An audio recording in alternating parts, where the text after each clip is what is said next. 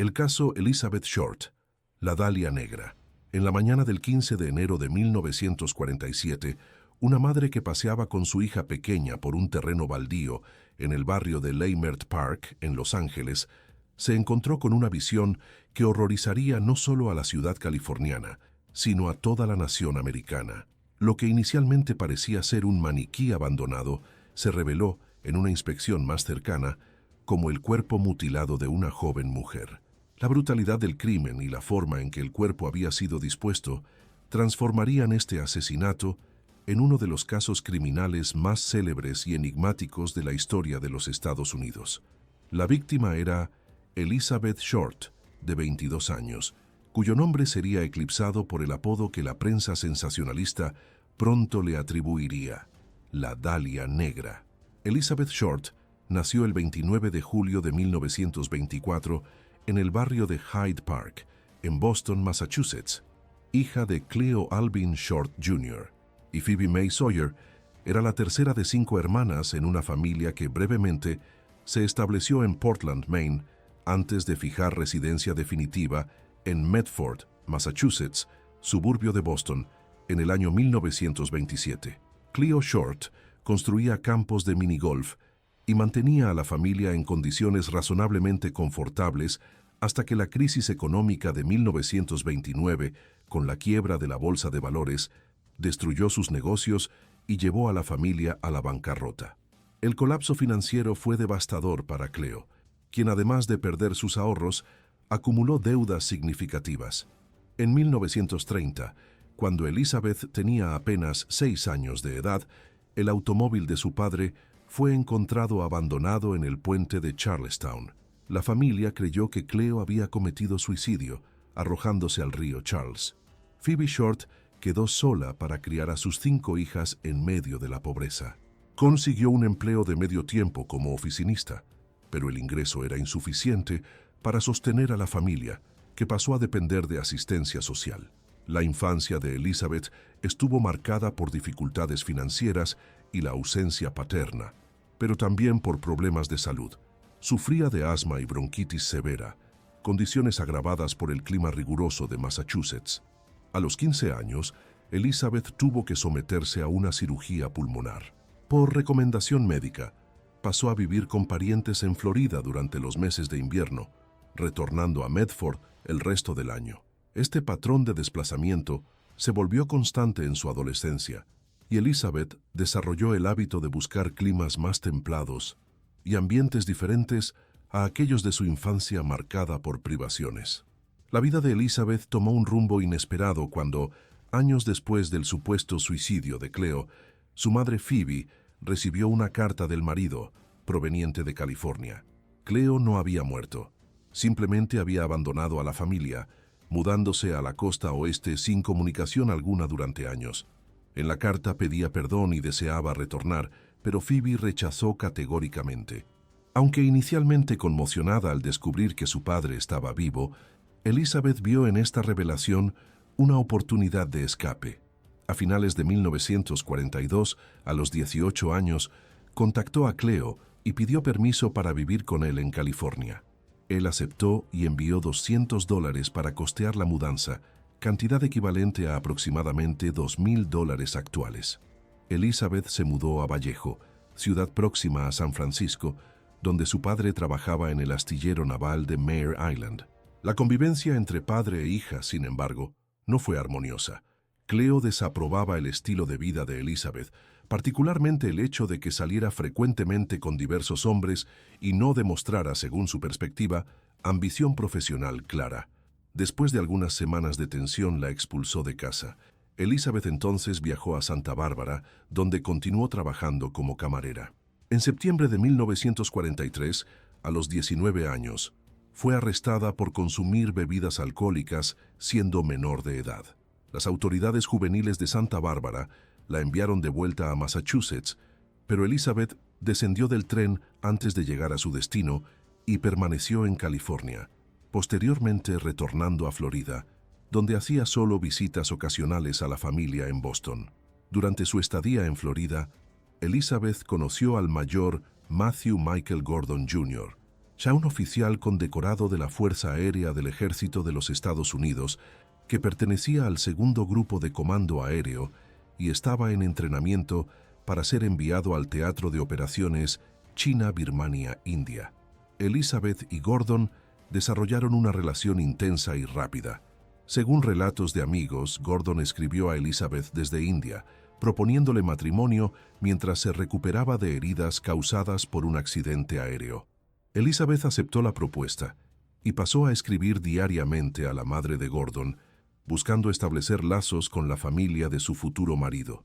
La expectativa del matrimonio, sin embargo, fue brutalmente interrumpida el 10 de agosto de 1945, cuando Gordon murió en un segundo accidente aéreo, apenas días antes de retornar a los Estados Unidos. La noticia fue comunicada a Elizabeth a través de un telegrama lacónico enviado por la madre de Gordon, un golpe devastador para la joven que tenía apenas 21 años. Después de la muerte de Gordon, Elizabeth retornó a California en julio de 1946, visitando a un antiguo novio, el teniente de la Fuerza Aérea Joseph Gordon Fickling, a quien conociera en Florida durante la guerra. La relación entre ambos era inestable, y después de breves periodos de convivencia, se separaban. Elizabeth pasó entonces a transitar entre diversas ciudades y residencias, frecuentemente dependiendo de la hospitalidad de conocidos. Mantenía el sueño de convertirse en actriz, aunque no hay registros de que haya conseguido papel alguno significativo en producciones cinematográficas. Trabajaba esporádicamente como camarera, y según testimonios era una mujer atractiva, de cabellos negros y ojos azules claros, que medía aproximadamente 1,65 metros y pesaba cerca de 52 kilos. A pesar de su apariencia, Elizabeth tenía problemas dentales serios, con dientes severamente deteriorados, condición que contrastaba con la imagen glamorosa que proyectaba. A mediados de 1946, Elizabeth se estableció en Los Ángeles, donde pasó a frecuentar clubes de jazz y a tener relaciones con diversos hombres. Conocidos la describían como una joven cortés, que no fumaba, no bebía a pesar del arresto anterior y no utilizaba lenguaje obsceno. Había desarrollado el hábito de vestirse predominantemente de negro, incluyendo vestidos, medias y hasta lencería, lo que contrastaba vívidamente con su piel muy clara y cabellos oscuros. Fue este estilo de vestimenta, aliado a la película noir La Dalia Azul, popular en la época, que inspiraría el apodo póstumo que la prensa le atribuyó. Amigos y familiares, sin embargo, la conocían simplemente como Beth o Betty. A principios de enero de 1947, Elizabeth viajó a San Diego, donde se hospedó en la residencia de la familia de Dorothy French. Durante esta estadía, ocurrió un incidente perturbador. Un grupo formado por 2 hombres y una mujer llegó a la residencia buscando a Elizabeth. Según Dorothy, Elizabeth quedó visiblemente en pánico y muy asustada, negándose a recibirlos. Después de este episodio, Elizabeth decidió dejar la casa de los French el 8 de enero. Aceptó transporte a Los Ángeles con Robert Red Manley, un vendedor viajero casado con quien mantenía contacto. Manley la llevó hasta el Hotel Biltmore, en el centro de Los Ángeles, donde Elizabeth afirmó que encontraría a su hermana Virginia. Empleados del hotel posteriormente confirmaron haberla visto utilizando el teléfono público. Elizabeth fue vista por última vez en el Crown Grill Cocktail Lounge, en South Olive Street, a aproximadamente 800 metros del hotel. Su hermana Virginia, cuando fue interrogada, afirmó nunca haber hecho planes para encontrarse con ella. El paradero de Elizabeth Short, entre el 9 y el 14 de enero de 1947, permanece un misterio. Hay un relato no confirmado de una oficial de policía llamada Myrtle McBride, quien habría encontrado a una mujer, posiblemente Elizabeth, en la noche del 14 de enero. Según este testimonio, la mujer estaba sollozando de terror y afirmó que alguien había amenazado con matarla. McBride la acompañó de regreso a un bar para recuperar su bolso, pero el hombre que supuestamente la había amenazado ya no estaba allí. Horas después, McBride vio a la misma mujer dejando el establecimiento, acompañada de 2 hombres y una mujer. Cuando fue cuestionada, la mujer afirmó estar bien. Pocas horas más tarde, Elizabeth Short fue asesinada. En la mañana del 15 de enero de 1947, Alrededor de las 10 horas, Betty Bersinger empujaba el cochecito de su hija pequeña por un área de terrenos vacíos en Leimert Park, barrio de clase media en el sur de Los Ángeles, cuando avistó lo que inicialmente juzgó ser un maniquí descartado entre la vegetación rastrera. Al acercarse, Bersinger percibió con horror que se trataba del cuerpo desnudo de una mujer. El cuerpo estaba seccionado por la mitad, a la altura de la cintura, con las dos partes separadas por aproximadamente 30 centímetros. Los brazos estaban elevados por encima de la cabeza, doblados en los codos, y las piernas estaban separadas, en una pose que sugería escenificación deliberada. La piel presentaba una palidez extrema, contrastando con los cabellos negros de la víctima. No había vestigio alguno de sangre en el lugar, indicando claramente que el asesinato había ocurrido en otro lugar y el cuerpo había sido transportado y cuidadosamente posicionado en aquel terreno baldío, a pocos metros de la acera, deliberadamente a la vista de cualquier transeúnte. Bersinger corrió hasta la residencia más próxima para telefonear a la policía, dando inicio a una de las investigaciones más intensas y frustrantes de la historia del Departamento de Policía de Los Ángeles. Cuando los primeros oficiales llegaron al lugar, constataron la naturaleza extremadamente perturbadora del crimen. El cuerpo había sido brutalmente mutilado. Las comisuras de la boca habían sido cortadas hasta las orejas, creando una sonrisa grotesca, posteriormente conocida como sonrisa de Glasgow. Había laceraciones profundas en varias partes del cuerpo, incluyendo senos y muslos, con secciones enteras de piel removidas. El cuerpo estaba completamente limpio, aparentemente lavado con agua, y como se descubriría después, frotado con gasolina, removiendo cualquier evidencia forense que pudiera haber permanecido. Próximo al cuerpo, investigadores encontraron una marca de tacón y un saco de cemento con trazas de sangre, sugiriendo que había sido utilizado para transportar el cadáver. La autopsia, conducida por el médico forense del condado de Los Ángeles, reveló detalles aún más perturbadores. Elizabeth Short había muerto debido a hemorragia cerebral y choque, causados por repetidos golpes en la cabeza y el rostro. Las mutilaciones, incluyendo la bisección del cuerpo a la altura de la cintura, fueron realizadas post-mortem. El corte que separó el torso fue ejecutado con precisión técnica notable, sugiriendo que el asesino podría tener conocimiento médico o anatómico. Diversos órganos internos habían sido removidos. El examen toxicológico no reveló presencia de alcohol o drogas en el sistema de la víctima.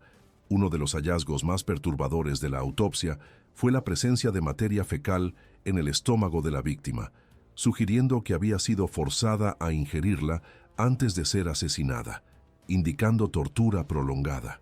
La identificación del cuerpo ocurrió con notable rapidez.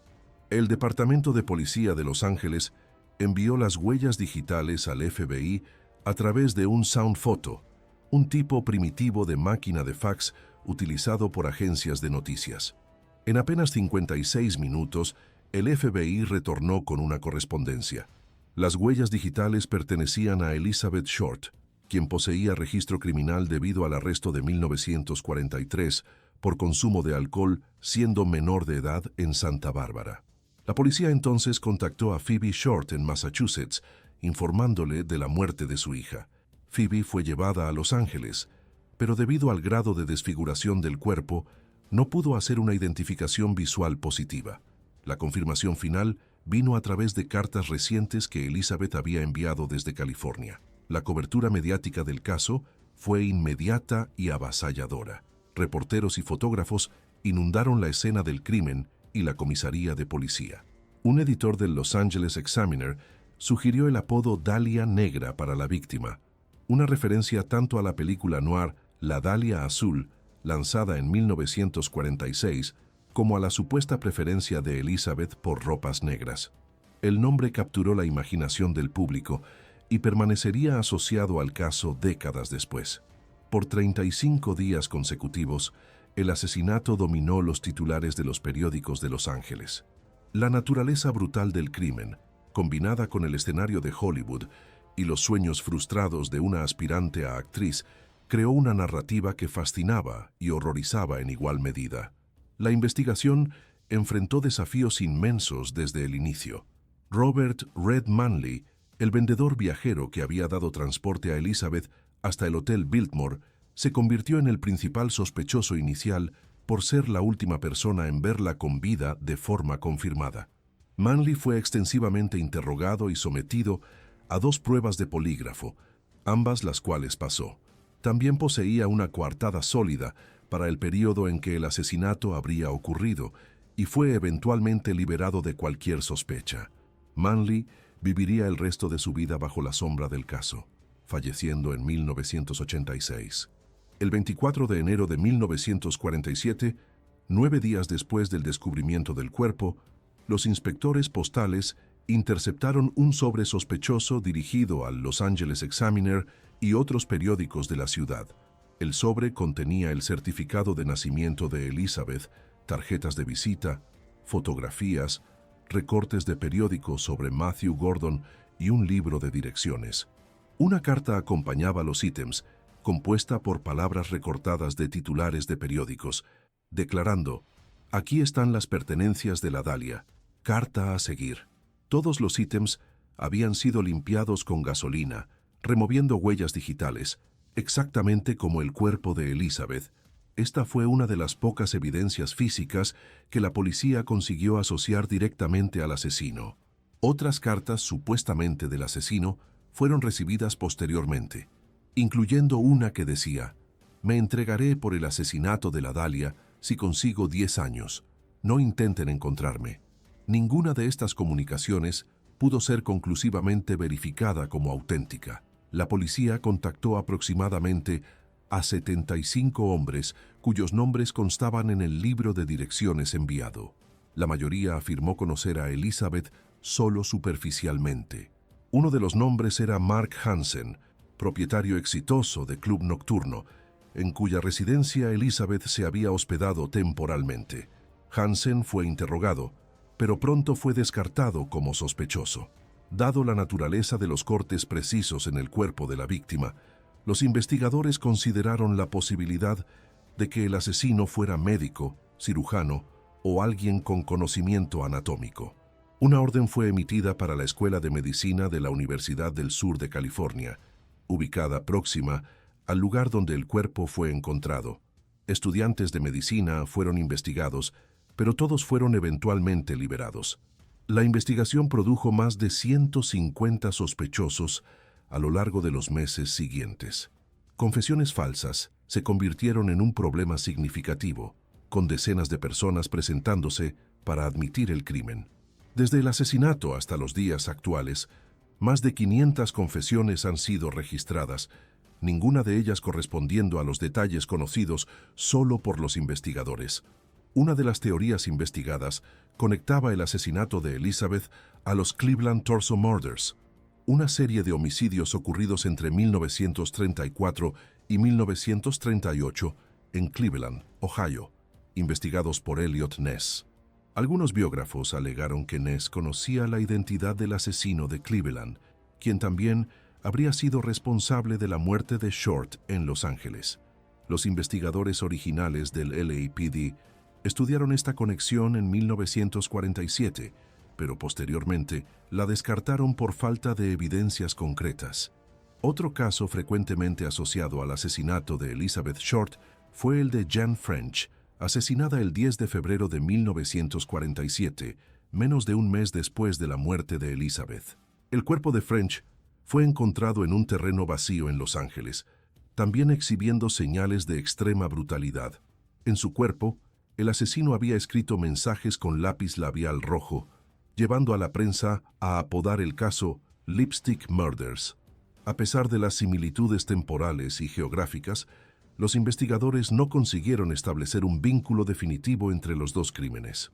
En 1948, una nueva pista surgió cuando Leslie Dillon, un residente de Florida que anteriormente viviera en Los Ángeles, contactó al departamento de policía sobre un conocido que podría haber asesinado a Short. El doctor Paul DeRiver, psiquiatra del LAPD, pasó a creer que el propio Dillon era el asesino, posiblemente sufriendo de personalidad dividida. Dillon fue llevado a Los Ángeles bajo pretextos falsos y mantenido en un hotel por varios días en condiciones cuestionables, próximas a una detención ilegal. Cuando otros investigadores percibieron la situación, Dillon fue liberado sin acusación. El incidente resultó en que Dillon demandara a la ciudad de Los Ángeles y contribuyó a críticas severas sobre la conducción de la investigación. En septiembre de 1949, un gran jurado fue convocado para examinar las inadecuaciones en la unidad de homicidios del LAPD, basándose en el fracaso en resolver numerosos asesinatos en los años anteriores, particularmente de mujeres y niños, siendo el caso de Elizabeth Short uno de los más prominentes. El jurado criticó la interferencia de los medios en la investigación, señalando que reporteros habían contaminado escenas del crimen, retenido información potencialmente útil y hasta atendido teléfonos en la comisaría de policía, interceptando posibles denuncias. El sargento Finis Brown, uno de los detectives principales del caso, culpó públicamente a la prensa por comprometer la investigación a través de reportajes no verificados e interferencia directa. El gran jurado se disolvió sin indiciar a sospechoso alguno, y al año siguiente, el caso de Elizabeth Short fue oficialmente considerado un caso frío, archivado entre los misterios no resueltos. En las décadas subsiguientes, investigadores independientes, autores de true crime y hasta familiares de sospechosos propusieron diversas teorías sobre la identidad del asesino. En 1991, una mujer llamada Janice Knowlton publicó un libro alegando que su fallecido padre, George Knowlton, había asesinado a Elizabeth Short y dos otras mujeres. Una excavación subsecuente de su propiedad no encontró restos mortales o armas, solo un cuchillo, algunas herramientas agrícolas y joyas. La teoría fue ampliamente desacreditada. Una de las teorías más persistentes fue presentada por Steve Hodel, un detective retirado del LAPD, quien en 2003 publicó el libro Black Dahlia Avenger, alegando que su propio padre, Dr. George Hodel, era el asesino de Elizabeth Short. Steve Hodel basó su teoría en diversos elementos: fotografías de una mujer que él creía ser Short, encontradas entre las pertenencias de su padre; el hecho de que George Hodel había recibido entrenamiento médico en la Universidad de California, San Francisco; testimonios de periódicos indicando que George Hodel era novio de Elizabeth; y recibos mostrando que su padre había comprado sacos de cemento poco antes de la muerte de Elizabeth, de la misma marca encontrada cerca del cuerpo.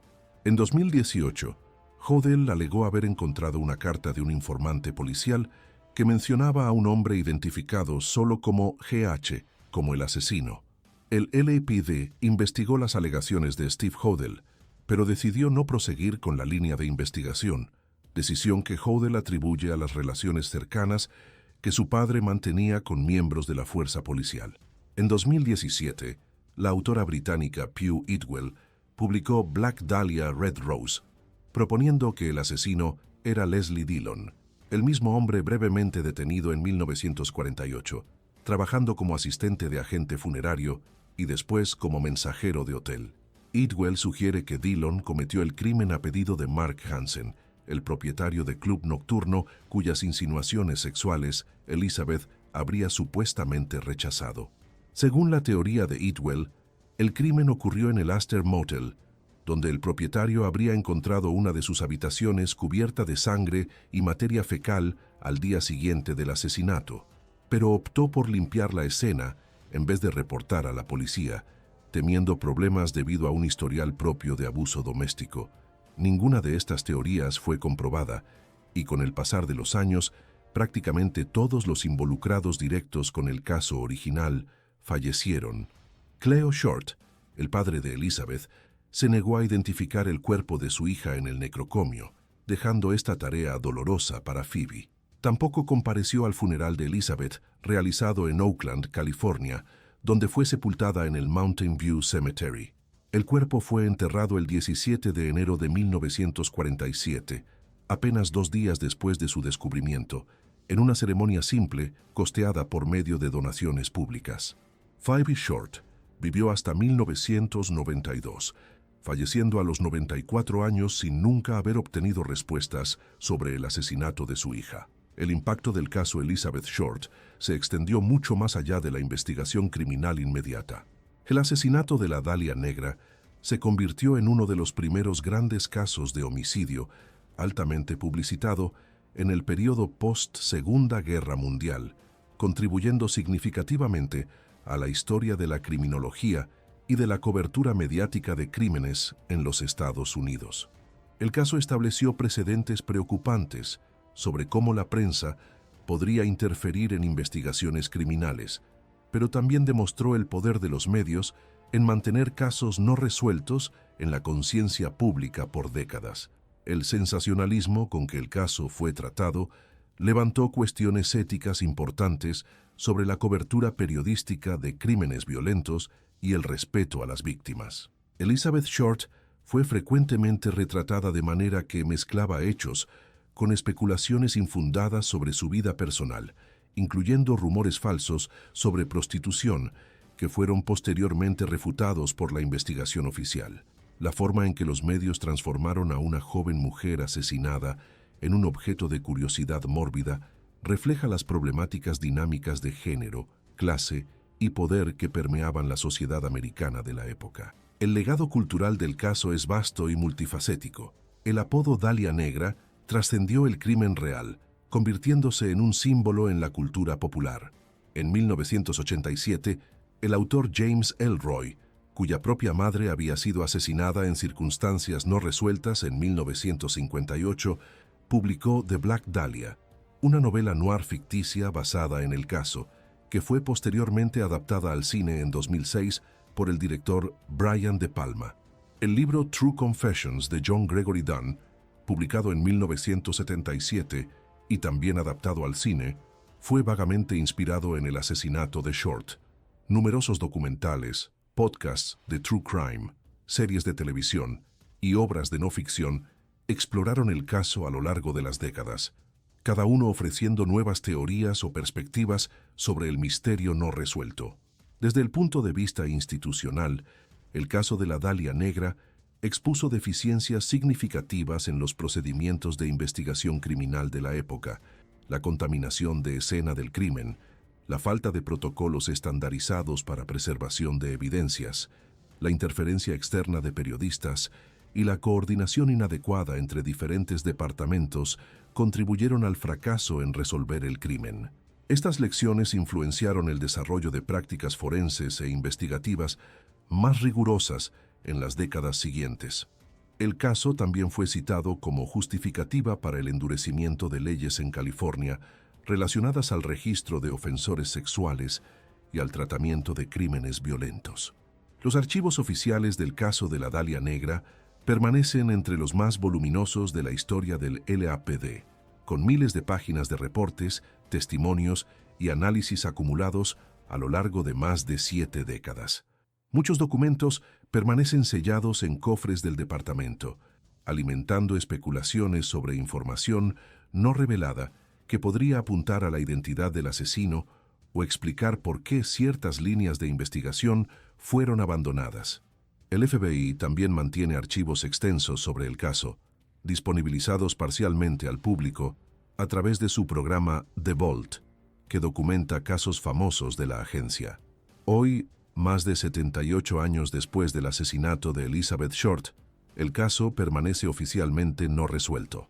Las limitaciones técnicas de la era pre-ADN, la ausencia de escenas del crimen preservadas adecuadamente y la muerte de todos los involucrados directos tornan extremadamente improbable que el misterio sea definitivamente solucionado. Periódicamente, nuevos investigadores o descendientes de sospechosos históricos presentan teorías revisadas, pero sin evidencias forenses conclusivas o confesiones verificables. El caso de la Dalia Negra continuará como uno de los mayores enigmas criminales de la historia americana. La joven de 22 años que llegó a Los Ángeles soñando con una carrera en el cine se transformó trágicamente en uno de los nombres más reconocidos asociados a la ciudad, no por los papeles que interpretó, sino por la violencia brutal de su fin y por el misterio permanente que rodeó su muerte. Elizabeth Short quien en vida buscó reconocimiento y estabilidad que siempre le escaparon, se convirtió, en la muerte, en un símbolo duradero de las sombras que,